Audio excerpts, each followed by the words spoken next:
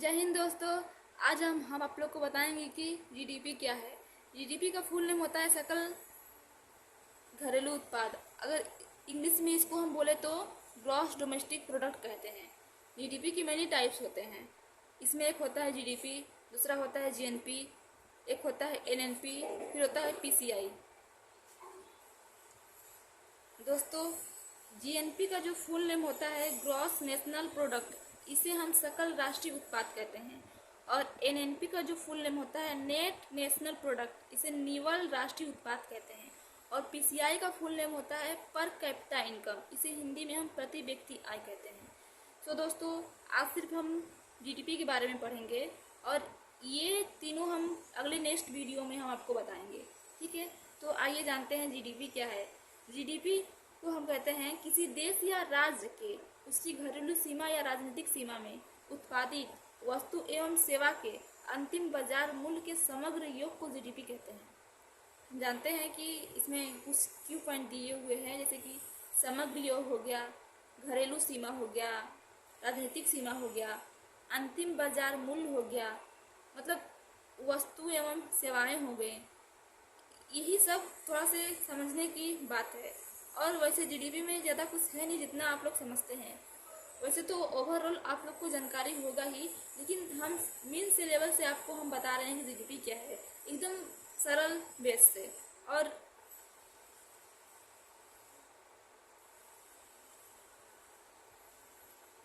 इसमें कुछ की पॉइंट है, जो एक वर्ष क्या है, अंतिम मूल्य क्या है, घरेलू सीमा क्या है, समग्र योग क्या है। तो आज हम इसी के बारे में आपसे डिस्कस करेंगे कि ये आखिर होता क्या है। वैसे तो जीडीपी का तो डिफिनेशन हम आपको बता ही दिए हैं, लेकिन अगर आपसे कोई पूछे कि जीडीपी आखिर है क्या, तो जीडीपी का जो कॉन्सेप्ट है ना, वो उत्पाद से मतलब जुड़ता है। जैसे कि जीडीपी हम किसे कहते हैं, जो भी वस्तुओं का उत्पादन होता है उसी को तो हम जीडीपी कहते हैं। अगर वस्तुओं का उत्पादन नहीं होगा तो हमारे देश की जीडीपी क्या होगी, कुछ नहीं होगी। तो जितना वस्तुओं की मांग होगी, जितना सेवाओं की मांग होगी, जितना वस्तुओं का डिमांड बढ़ेगा, ठीक है, आप समझ रहे होंगे, जितना वस्तुओं का डिमांड बढ़ेगा, जितना सेवाओं का डिमांड बढ़ेगा, उतना ही जीडीपी बढ़ेगा। तो हम इसे कहते हैं कि हमारे देश, जैसे कि एक साल की जीडीपी, हर साल तो हमारे देश की जीडीपी निकलती ही है जीडीपी। तो हम कह सकते हैं कि अगर वस्तु एवं सेवाओं की मांग में बढ़ोतरी होती है, वृद्धि होती है, उसे हम कहते हैं हमारे देश की जीडीपी इंक्रीज कर गई है। अगर वस्तुओं की मांग या सेवाओं में गिरावट आती है तो जीडीपी में हम उस साल डिक्रीज देखते हैं। मतलब उस साल वस्तुओं एवं सेवाओं की मांग में अगर गिरावट आती है तो जीडीपी में भी गिरावट आती है। और जो जीडीपी और जो जीएसटी है ना दोस्तों, जीडीपी और जीएसटी दोनों का कॉन्सेप्ट एक ही है। क्योंकि अगर उत्पाद बढ़ेगा तो बाजार में, मार्केट में उसकी वैल्यू मतलब बढ़ेगी, उसका मांग बढ़ेगा। तब मार्केट में वस्तुओं एवं सेवाओं की मांग बढ़ेगा तो हम कोई भी वस्तु लेते हैं तो उस पर जीएसटी देते ही हैं। अगर उत्पाद अगर हम देंगे तो उस पर भी तो हम जीएसटी देंगे, तो वो हमारे सरकार के राजस्व में मतलब प्राप्ति होती है। हमारे देश के लिए ये अच्छी बात है। वैसे जीडीपी का बढ़ना और घटना दोनों ही अच्छी बात है, लेकिन एक कंडीशन में ये अलग देखा जाता है, मतलब इसे हम सही नहीं कह सकते हैं। ठीक है, तो आज सिर्फ हम आपको बता रहे हैं कि जीडीपी क्या है।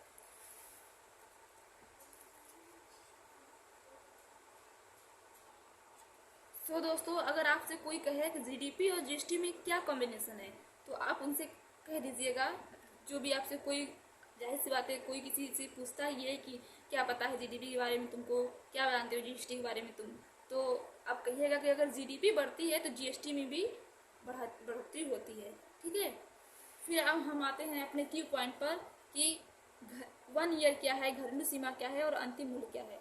1 ईयर का मतलब होता है कि कोई एक वर्ष में उत्पादन में वृद्धि या कमी।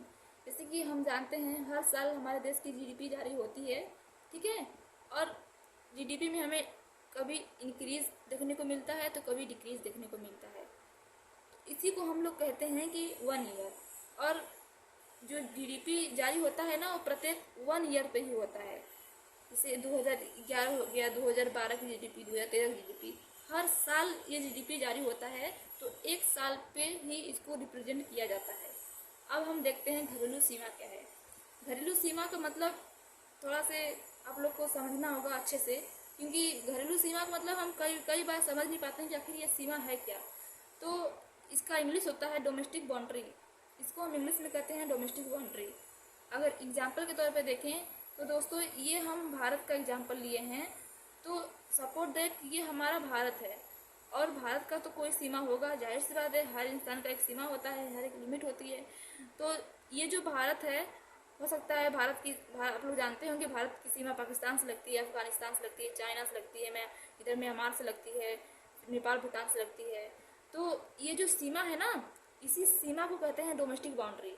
जैसे ये भारत अब इधर हो गया, इधर हो सकता है पाकिस्तान हो, इधर हो सकता है पाकिस्तान हो, अफगानिस्तान हो। तो ये पाकिस्तान और भारत के बीच का जो ये लाइन है ना, इसी को हम लोग कहते हैं डोमेस्टिक बाउंड्री। हम जो भी उत्पाद करेंगे, जो भी हमारा प्रोडक्ट होगा, वो हमारे इस बाउंड्री के अंदर ही होगा, उसी को हम लोग कहते हैं डोमेस्टिक बाउंड्री, घरेलू सीमा। ऐसा नहीं है कि सिर्फ देश का ही घरेलू सीमा होता है, राज्य का भी घरेलू सीमा होता है, और राज्य का भी जो जीडीपी होता है ना, उसे भी जारी किया जाता है। जैसे कि हम यहाँ पे एग्जाम्पल पे उत्तर प्रदेश लिए हैं, बिहार लिए हैं, राजस्थान लिए हैं। हर देश की सीमा होती है, उसी तरह हर राज्य की भी सीमा होती है। जैसे आप लोग को जानते ही होंगे कि उत्तर प्रदेश की सीमा किन देश से लगती है, उसी तरह से चाइना से लगती है, भूटान से लगती है, नेपाल से लगती है। बिहार की सीमा किस देश से लगती है, किस राज्य से लगती है। तो उत्तर प्रदेश की सीमा जब हम देखते हैं ना कि किस राज्य से लगती है, जैसे बिहार से लगती है, इधर हरियाणा से लगती है। तो जब हम देखते हैं कि किधर उत्तर प्रदेश की सीमा किस देश से लगती है, तो अभी हम आपको ये पाकिस्तान और भारत का एग्जाम्पल दिए थे ना, उसी तरह राज्य में भी होता है। तो एक राज्य की सीमा दूसरे राज्य से जहाँ पे लगती है, उसी सीमा को कहते हैं हम लोग राज्य की घरेलू सीमा। और जब जीडीपी इसका जारी होता है, तो पर्टिकुलर राज्य का मतलब जो हमारा मान लीजिए उत्तर प्रदेश का जीडीपी जारी करना है, तो सिर्फ उत्तर प्रदेश की सीमा के अंदर जो भी उत्पाद हुआ होगा, जो भी सेवाएं की मांग होगी, जो भी जीडीपी बढ़ा होगा या फिर घटा होगा, उसे ही हम लोग कहते हैं कि राज्य की घरेलू सीमा। उसी तरह बिहार, राजस्थान, आप और भी राज्य ले सकते हैं।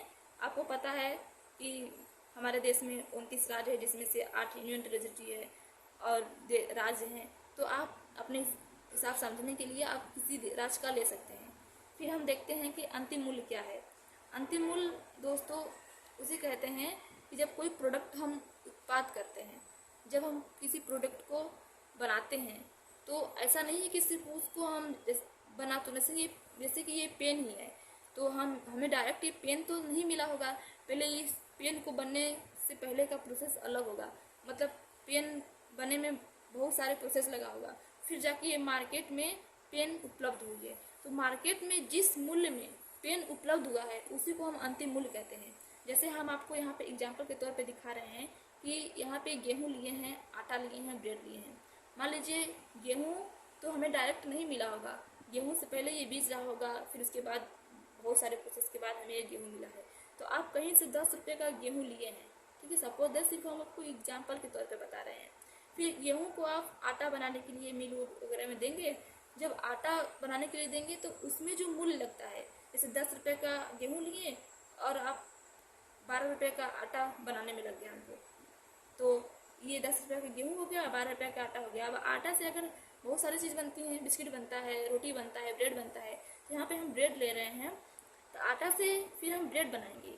तो ब्रेड बनाने में यहाँ से यहाँ तक उत्पाद जो लगता है, जो मूल्य लगता है, तो लगने में जो 20 रुपये लगा है, मान लीजिए 20 रुपये लगा है आटा से ब्रेड बनाने में, तो इसी को हम लोग कहते हैं अंतिम मूल्य। मतलब 20 रुपया में ब्रेड बनकर तैयार हो गया है, अब 20 रुपया के मूल्य पर ही बाजार में उपलब्ध होगा, तो उसी को हम लोग मतलब जिस मूल्य पर बाजार में वस्तुएं बेची जाती हैं या खरीदी जाती हैं, उसी को हम लोग अंतिम मूल्य, अंतिम बाजार मूल्य कहते हैं। ठीक है, यहाँ पर हम आपको लिख दिए हैं कि यहाँ तक की मूल्य, ताकि आप लोगों को कोई कन्फ्यूज़न ना हो कि ये जो 20 रुपया अंतिम मूल्य है ये आखिर में है क्या। तो गेहूँ से लेकर ब्रेड तक के बीच का जो उत्पाद मूल्य लगा है ना, उसी को कहते हैं अंतिम मूल्य। ठीक है दोस्तों, तो आज हम आपको बताए हैं जीडीपी क्या होता है, जीडीपी के प्रकार क्या है, जीडीपी है क्या, इसके कुछ की पॉइंट है, जीडीपी और जीएसटी में क्या कॉम्बिनेशन है, फिर उसके बाद हम आपको बताए हैं कि अंतिम मूल्य क्या है, घरेलू सीमा क्या है, 1 ईयर क्या है। सो दोस्तों, आज सिर्फ इतना ही। फिर मिलेंगे हम नेक्स्ट वीडियो में। तब तक के लिए जय हिंद।